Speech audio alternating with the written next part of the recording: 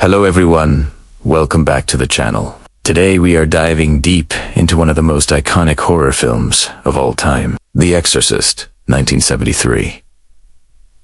By breaking down its kill count, analyzing every death, injury, and implied fatality, while also exploring the exteriors, interiors, performances, safety measures, unique selling points, budget considerations, and the narrative significance that has made this film a timeless classic. The film begins in Iraq, with Father Marine's archaeological dig surrounded by barren landscapes, ancient ruins, and ominous skies, immediately establishing the tone of supernatural menace. This opening exterior foreshadows the evil at the heart of the story, setting the stage for a kill count that includes both visible and implied fatalities, near-death events, and psychological trauma. The exteriors in Georgetown, Washington contrast sharply with the arid Iraq landscape. The MacNeil house appears serene and ordinary, heightening the shock when supernatural chaos erupts. Suburban streets, gardens, and sidewalks become arenas for psychological terror and physical threat, emphasizing that death and danger can infiltrate even the most mundane settings. Interiors of the MacNeil home are critical for the kill count.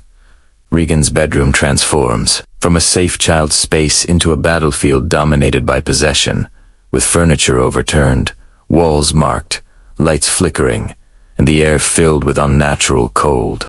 The basement, living room, and hallways serve as additional sites where implied and explicit injuries occur, making interiors as important as exteriors in tallying the kill count. Performances are central to the impact of the kill count. Linda Blair as Regan portrays a child overtaken by a demon through physical contortions, vocal distortions, and unpredictable behavior, making every scene terrifying and memorable. Ellen Burstyn as Chris MacNeil conveys maternal fear, desperation, and emotional tension, grounding the horror in a relatable context. Max von Sydow's Father Marin provides calm authority and spiritual gravitas, establishing the moral stakes of life and death, while Jason Miller's Father Karras balances vulnerability, guilt, and heroism, culminating in the ultimate sacrificial death. Safety measures on set were extensive due to the physically demanding scenes. Levitations, rotating beds, prosthetics, air bladders, and harnesses were meticulously planned to prevent injury, while maintaining the appearance of real danger. For example, Regan's violent convulsions and projectile vomiting were simulated using mechanical rigs and controlled effects, allowing actors to perform safely, while creating high-impact scenes. The unique selling points of the film's kill count include its combination of psychological horror, supernatural terror, and groundbreaking practical effects. Unlike typical slasher films, deaths in The Exorcist are often implied or symbolic, extending the kill count beyond mere numbers to encompass psychological and spiritual stakes. Budget allocation, roughly $12 million, was used effectively for prosthetics, mechanical rigs, special effects, and set design, demonstrating how limited resources can be maximized for creative impact. Early deaths, injuries, and psychological trauma establish a foundation for the cumulative kill count.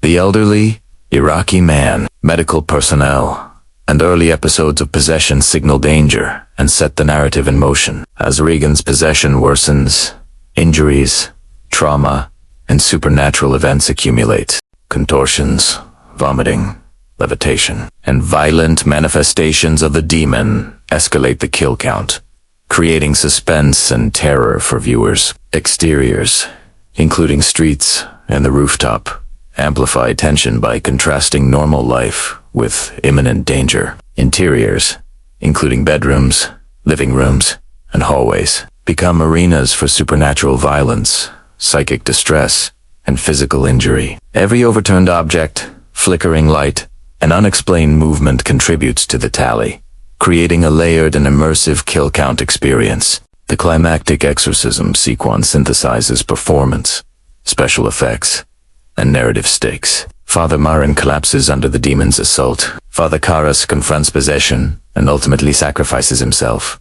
And Regan endures extreme physical and emotional trauma, including contortions and vomit. These events collectively expand the kill count, encompassing death, injury, and psychological trauma, all portrayed in a visually and emotionally striking way. Humor is absent, reinforcing the seriousness of the stakes and ensuring that every injury or near death feels weighty and impactful. Psychological terror heightens the kill count as audiences empathize with Chris MacNeil, fearful Regan, and experience suspense as the priests confront an unseen, malevolent force. Implied fatalities include medical staff suffering mental strain, characters nearing collapse under spiritual assault, and indirect consequences of possession that extend beyond the visible, further adding to the tally. Performances continue to elevate the kill count, with every actor contributing to the realism and horror of each scene. Linda Blair's contortions and vocalizations make possession tangible. Ellen Burstyn,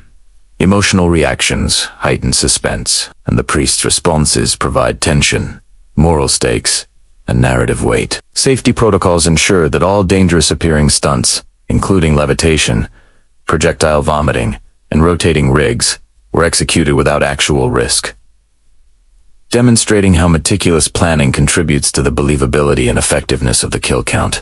The unique selling points, such as religious horror, psychological tension, groundbreaking effects, and emotional resonance, ensure that every counted death, injury, or implied fatality is memorable and culturally impactful. Budget allocation allowed the filmmakers to create visually impressive, safe, and terrifying sequences, ensuring that the kill count was maximized within financial constraints. The tally escalates as Regan's condition reaches its peak. Extreme physical contortions, psychological trauma, near fatal incidents involving caretakers and priests, and environmental damage within the MacNeil home all contribute. The rooftop climax provides a dramatic and emotional resolution. Father Carras' self-sacrifice to save Regan counts as a direct death, and serves as the pivotal moment in the kill count, resolving the demon's threat while illustrating the weight of heroism within horror. Exterior and interior convergence in the final sequences ensures that the kill count is visually and narratively satisfying. The MacNeil house and surrounding streets reflect the chaotic resolution of supernatural events, emphasizing the consequences of prior deaths, injuries, and trauma. Humor remains absent throughout, keeping the tone grave, suspenseful, and terrifying. Psychologically, the kill count explores vulnerability, faith, morality, and the confrontation with evil, engaging viewers' empathy and heightening the impact of every death or implied fatality. Implied fatalities expand beyond what is visually shown, including psychological trauma for bystanders, medical staff, and characters indirectly affected by possession, making the kill count complex and layered. The cumulative tally, therefore, includes the elderly Iraqi man, medical staff injuries, Regan's physical and psychological suffering, household collateral damage, trauma experienced by characters, Father Marinette's death, Father Carras' sacrificial death, and the demoness eventual departure. Exterior and interior designs work in tandem to heighten tension and horror, integrating the entire environment into the kill count. The climactic exorcism merges physical danger, psychological trauma, and spiritual stakes, creating a multifaceted kill count that engages viewers on multiple levels. Safety, performances, budget efficiency, and unique selling points converge to elevate the kill count from a simple tally to a complex, emotionally resonant, and visually compelling sequence. In conclusion, the Exorcist Kill Count stands as a masterclass in horror, combining direct deaths, implied fatalities, psychological trauma, and supernatural danger to create a lasting impression on audiences. By integrating exterior and interior spaces, compelling performances, meticulous safety, and innovative effects, the film constructs a kill count that is memorable, not for the quantity of deaths, but for the emotional, spiritual, and psychological impact of each event. Every death, injury, and implied fatality contributes to a cumulative understanding of vulnerability, faith, sacrifice, and the confrontation with evil, cementing The Exorcist as a timeless example of horror storytelling and a benchmark for future kill counts. From the early deaths and implied fatalities to the climactic rooftop sacrifice, the kill count demonstrates how horror can transcend mere gore to explore human fear, courage, and morality, creating a tally that remains iconic in cinema history.